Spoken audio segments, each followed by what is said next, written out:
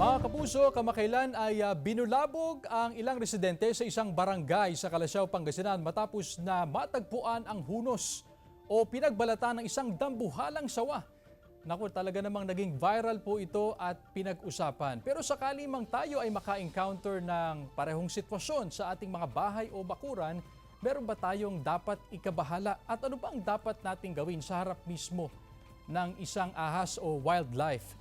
Kaya kaugnay niyan, makasama natin ang Ecosystem Management Specialist mula sa Sendro, Dagupan City, si Ginoong Philip Matthew Licop.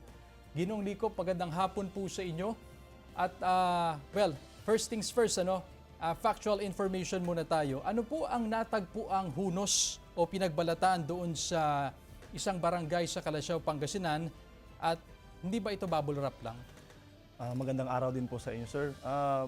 Kung titignan po natin ang hunos at magbe-base po tayo sa nakita natin, wala din po tayo kasi tayong witness, So sa indikasyon po na nandoon sa hunos, ito po ay lumalabas sa isa pong Burmese python, which is usually is pet po siya kasi isa po siyang exotic na species at hindi po siya matatagpuan dito sa lokal natin na kung saan nandito po tayo ngayon. Alright, so hindi siya bubble wrap, Talagang balat ng ahas yun.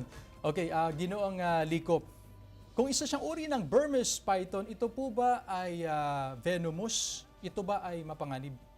Ang Burmese python po is a constrictor, meaning po hindi po sila venomous, na gaya po ng mga cobras or mga pythons po natin is nag-hunt po sila through constriction, kumbaga niyayakap o nililingkis po nila ang kanilang mga hinahunt or mga prey po nila. Pero so far, wala pa pong natagpuan kasi, Ginoong Licop. So ano po ang ginagawang hakbang ngayon ng Sendro ng DNR?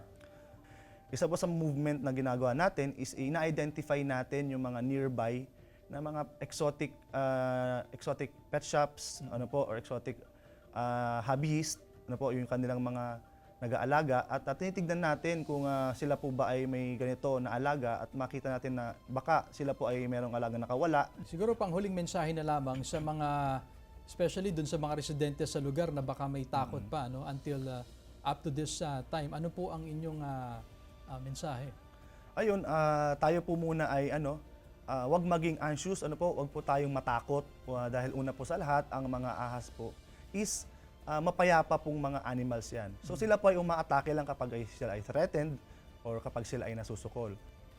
Okay, maraming salamat. Nakapanayan po natin si Ginoong Philip Matthew Licop mula po sa Sendro, Dagupan City.